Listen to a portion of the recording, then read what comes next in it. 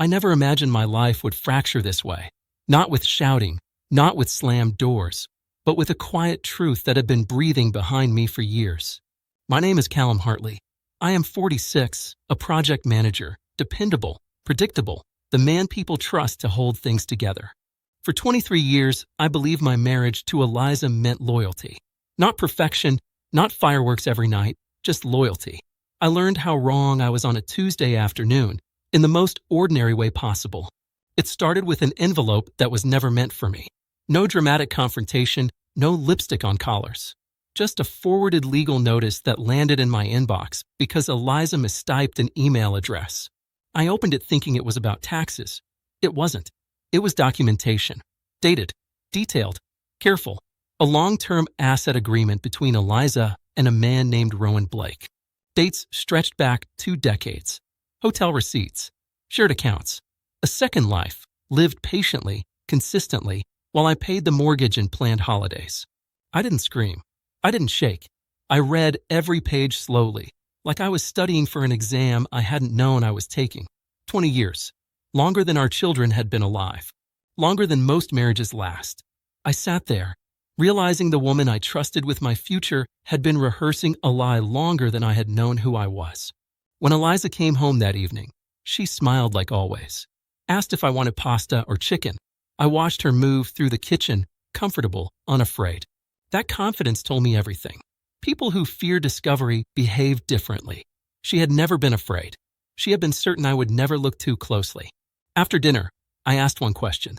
Calmly, I asked her how long she had known Rowan. She froze, just for half a second. Enough. Her shoulders dropped. Not in guilt, in relief. As if pretending had finally become exhausting. She didn't deny it. She didn't apologize. She said she never meant to hurt me, that it started when she felt lonely, that it just became normal. Normal. 20 years of betrayal reduced to routine. She explained it like a scheduling problem. Claimed she loved us both in different ways. Said she stayed because stability mattered. Because I was safe. She said that word without flinching. Safe.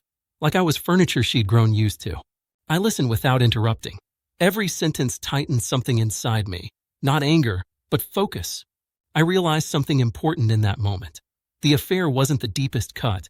The deepest cut was understanding I had been chosen for my usefulness, not my value. I had financed a life where I was optional. I had mistaken endurance for devotion. She kept talking. About the kids. About appearances. About how leaving would be complicated. She asked what I wanted to do next. That question surprised her. She expected negotiation. Paying. Maybe pleading. What she got was silence.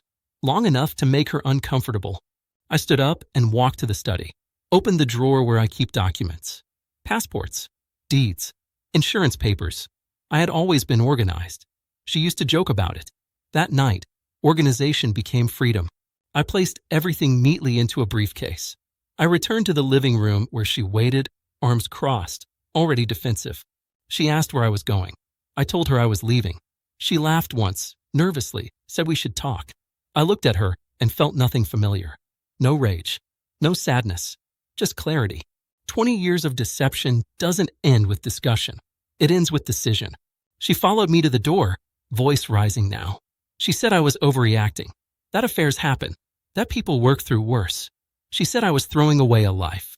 She didn't understand that the life she described was never mutual. Before I stepped outside, she demanded to know what I was going to tell people. Family, friends, our children. She needed control of the narrative. She needed reassurance that even now, I would protect her comfort. I turned back to her then, looked her directly in the eyes for the last time. I said 7 words. Only 7. Words I had practiced without realizing it for 20 years. I said, I know who you are now. Goodbye.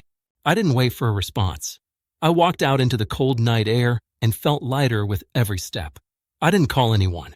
I didn't post anything. I drove until the city lights thinned and parked near the river where I used to think when life felt complicated. For the first time, it wasn't complicated at all. Over the next weeks, reality rearranged itself. Lawyers handled logistics. The children learned the truth carefully, gently. They were stronger than she expected, stronger than I had been. Eliza tried to reach me through mutual friends, through carefully worded messages filled with regret that arrived far too late. I never replied.